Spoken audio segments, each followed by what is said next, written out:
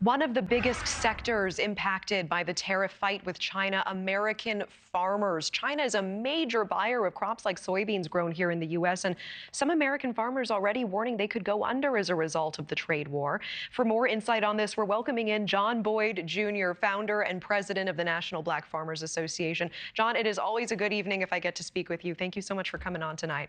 Hi, Natasha. Thank you so much for having me. This is a big deal. What kind of impact will these tariffs have on the farming industry? I think a lot of Americans are surprised to hear that people who really may feel the impact of tariffs on China are American farmers who are already struggling. Tell me more about that.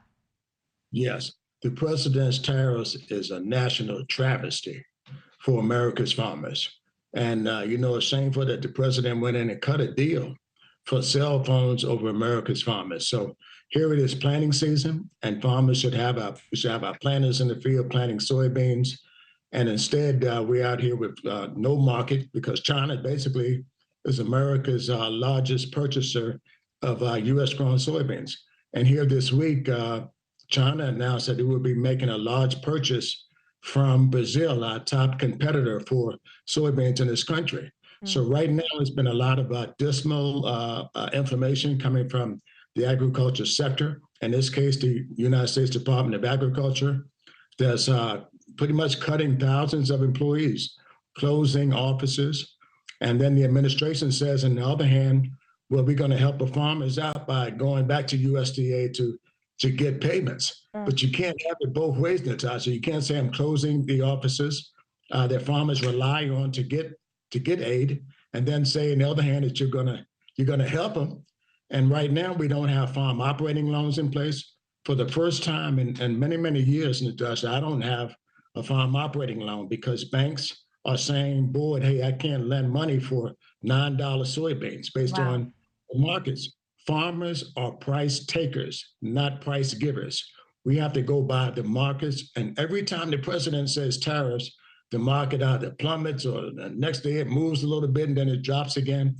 Those very same markets are the markets that we rely on to sell corn, wheat, and soybeans. Yeah. The only thing that America does better than anybody around the world. The president is bargaining on the backs of America's farmers, and he cut a deal and left us out. And I say shame on the president. Oh, wow. I mean, what are the stakes here? Tell me more about that, because, Trump has said we need to take medicine. This is short-term pain.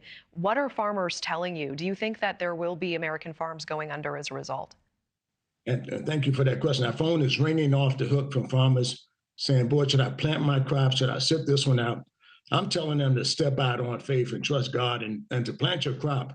But this is a do or die time for America's farmers. We have 30 to 45 days to plant, to get our crops in the ground, and to do that with all this uncertainty. And that's the word I've been looking for in this whole interview. The president has cast a web of uncertainty for America's farmers. And it's a very, very difficult time for us. And we don't have the resources at the NBFA to help the farmers that are calling in, which is the biggest problem that we're facing. Farmers looking for operating loans. We need emergency loans. We need the banking sector to step up and not just wait on the government, and put in place a simplistic form that farmers can get emergency funding for. That's one of the needs that we have. And the other is a complete farm moratorium that would stop other agricultural lenders from foreclosing on farmers while this market goes up and down, and the markets really uncertain for us right here, Natasha. Yeah, that can't happen. John, it is striking me so much tonight because, I've had the privilege of speaking to you for probably 3 years now. For anyone who doesn't know, you are not super on the left. You were very outspoken against President Biden. You were very disappointed in many of the actions and failure of actions with farmers. You were very hopeful about President Trump coming into office and what might happen. What is your message for President Trump tonight? Well, I did support Kamala Harris to be president, so we came out and supported her. We wanted her to be the next president. But President Trump is in office. That's the first thing. And many farmers, I'm going to say many, I would say 95% of America's farmers voted for this president. And here it is, the very population that put him into office in these highly populated red states are the first to get punched in the face by the president with no markets in place while he announces these across-the-board tariffs. And I think that's what people need to understand. These tariffs affect farmers first, and it's going to affect you, the American people, last, with higher food prices in this country. So I would like to see him do better, you know. And one of the things that I think is a bigger problem is that farmers aren't at the table with the agriculture secretary or with the president to even get offer advice on what he should do or not do in this aspect. And you know, I wouldn't advise the president to go over and make a deal for cell phones and leave out food. You know, I can do without a cell phone, but we can't do without food. Yeah. That's something that should be a top priority for our country. I hear it. Fourth generation farmer John Boyd Jr., founder and president of the National Black Farmers Association. Thank you so much. Thank you so much, Natasha, for having me.